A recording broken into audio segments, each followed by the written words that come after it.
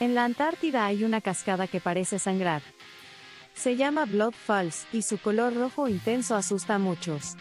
Pero no es sangre, el color viene del hierro oxidado en el agua subterránea que brota desde un glaciar. Ese agua ha estado atrapada bajo el hielo por más de 1 millón de años, sin oxígeno y sin luz. Cuando sale, el hierro se oxida al contacto con el aire. Y crea este efecto rojo tan impactante. Parece de terror, pero es ciencia pura. ¿Tú te atreverías a ver esta cascada en persona?